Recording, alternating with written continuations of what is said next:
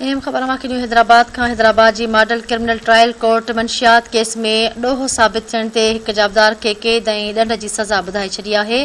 Fourth additional session जज जवाबदार बिलावल उर्फ़ बिल्लो खे 2 साल क़ैद ऐं 10,000 रुपया ॾंड जी सज़ा ॿुधाई।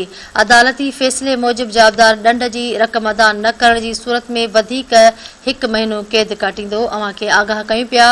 हाली रोड पुलिस 2021 दौरान जवाबदार खे 2 किलो चर्स समेत गिरफ़्तार कयो हो। साॻी अदालत जवाबदार अमीर ज़ेब खे ॾोहो साबित न थियण ते बरी कयो हो। आगाह कयूं पिया। Hyderabad model criminal trial court मंशियात केस में ॾोहो साबित थियण ते हिक जवाबदार खे क़ैद ऐं ॾंड जी सज़ा ॿुधाए छॾी आहे।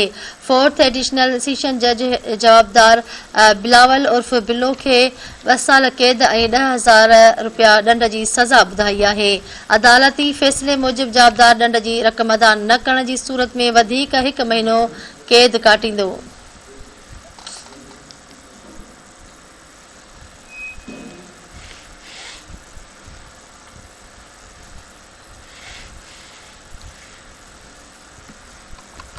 अव्हां खे आगाह करे रहिया आहियूं। Hyderabad model criminal trial court मंशियात केस में ॾोहो साबित थियण ते हिक जवाबदार खे क़ैद ऐं ॾंड जी सज़ा ॿुधाए छॾी आहे।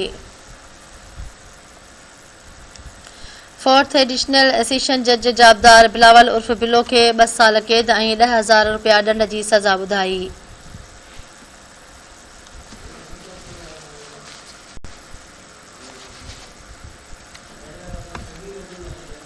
हैदराबाद का धरती टीवी न्यूज़ जो रिपोर्टर शबीर अबड़ो लाइन ते मौजूद है। जी शबीर, कड़ा तफ़सील आहिनि हवाले सां? जी बिल्कुल, हैदराबाद की मॉडल क्रिमिनल ट्रायल कोर्ट मंशियात केस में ॾोहो साबित थियण ते हिक जवाबदार खे क़ैद ऐं ॾंड जी सज़ा ॿुधाए छॾी ऐं हिक ॼणे खे बरी करे छॾियो आहे।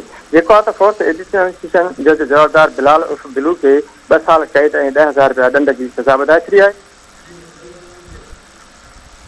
ठीकु आहे, वॾी महिरबानी।